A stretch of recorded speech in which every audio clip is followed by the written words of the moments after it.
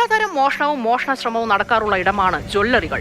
ചെറിയ തൂക്കമുള്ള സ്വർണം വെച്ച് ആരുടെയും കണ്ണിൽപ്പെടാതെ തൂക്കം കൂടിയ സ്വർണം കവരുന്ന തട്ടിപ്പ് വരെ നമ്മൾ കണ്ടതാണ്.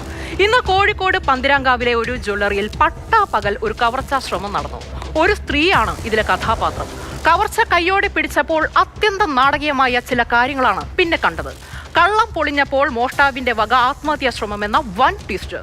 ഇത് കണ്ട് നാട്ടുകാർ പക്ഷേ വെറുതെ ഇരുന്നില്ല.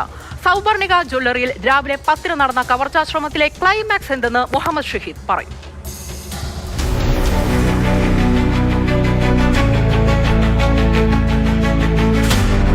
കോഴിക്കോട് പന്തീരങ്കാവിലെ സൗപർണിക ജ്വല്ലറിയിൽ ഇന്ന് രാവിലെ 10 മണിയോടുകൂടിയാണ് ഈ നാടകീയമായ സംഭവങ്ങൾ അരങ്ങേറിയത്.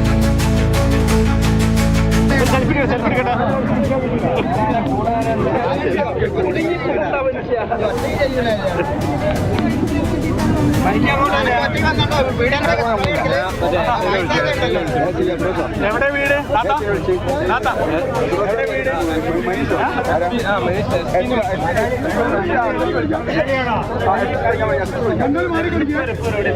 ഏകദേശം 45 വയസ്സ് പ്രായം തോന്നിക്കുന്ന ഒരു സ്ത്രീ രാവിലെ 10 മണിയോടുകൂടി ജ്വല്ലറിയിൽ പ്രവേശിക്കുകയാണ്. ആ സ്ത്രീ 1-2 തവണ മുൻപും ജ്വല്ലറിയിൽ വന്നിട്ടുണ്ടെന്നാണ് ഉടമയായ രാജൻ പറയുന്നത്. ജ്വല്ലറി ഉടമ രാജൻ അവിടെ ഉണ്ടായിരുന്നു. ഈ സ്വർണം വാങ്ങുന്നത് സംബന്ധിച്ച് ചില സംഭാഷണങ്ങൾ നടത്തുന്നു. തൊട്ടു പിന്നാലെ നമുക്ക് CCTV ദൃശ്യങ്ങളിൽ കാണാൻ കഴിയും. ആ സ്ത്രീ കയ്യിൽ സൂക്ഷിച്ചിരുന്ന പ്ലാസ്റ്റിക് കവറിൽ നിന്നും ഒരു ഡപ്പി എടുക്കുന്നു. അത് മുളക് സ്പ്രേ ആണ്. അതുപയോഗിച്ച് ഈ കടയുടമ രാജനെ ആക്രമിക്കാൻ ശ്രമിക്കുന്നു.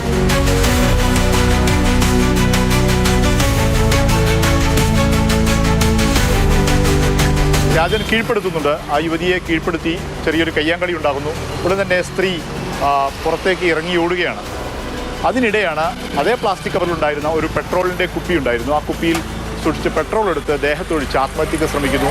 അങ്ങനെ ഒരു സിറ്റുവേഷൻ അവിടെ ഉണ്ടാകുന്നു. ഉടൻ തന്നെ ബഹളം കേട്ട് നാട്ടുകാർ ഓടിക്കൂടി. നാട്ടുകാരാണ് യുവതിയെ കീഴ്പ്പെടുത്തുന്നത്, ആത്മഹത്യാ ശ്രമത്തിൽ നിന്നും പിന്തിരിപ്പിക്കുന്നത്. അവരെ കീഴ്പ്പെടുത്തി ബലമായി അവർ ബന്ധനസ്ഥനാക്കുന്നുണ്ട്. ആ ദൃശ്യങ്ങളൊക്കെ പിന്നീട് നാട്ടുകാർ മൊബൈലിൽ ചിത്രീകരിക്കുകയും ചെയ്യുന്നുണ്ട്.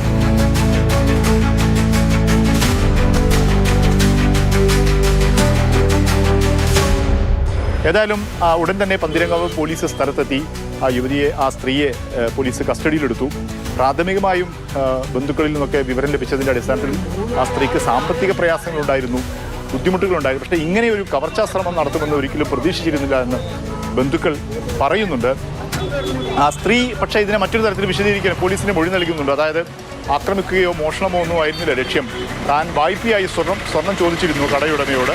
അത് ലഭിക്കാത്തതിനെ തുടർന്നാണ് ഇത്തരമൊരു സിറ്റുവേഷൻ ഉണ്ടായത് എന്നൊക്കെ യുവതി അപ്പോഴത്തെ സാഹചര്യത്തിനനുസരിച്ച് സമ്മർദ്ദത്തിന് കീഴ്പ്പെട്ട് താൻ അങ്ങനെ ചെയ്യുകയായിരുന്നു എന്നൊക്കെ മൊഴി നൽകുന്നുണ്ട് പോലീസ്. പക്ഷേ അങ്ങനെ അത് വിശ്വാസത്തിലെടുക്കുന്നില്ല.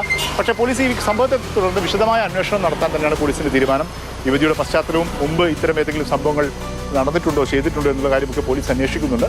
ഏതായാലും പന്തീരങ്കാവ് പോലീസ് ഇപ്പോൾ മോഷണ ശ്രമത്തിനും ആ കടയുടമയെ ആക്രമിക്കാൻ ശ്രമിച്ച കേസിനുമൊക്കെ കേസെടുത്തിട്ടുണ്ട്. വിശദമായി അന്വേഷിക്കുമെന്നാണ് പന്തീരങ്കാവ് പോലീസ് അറിയിക്കുന്നത്.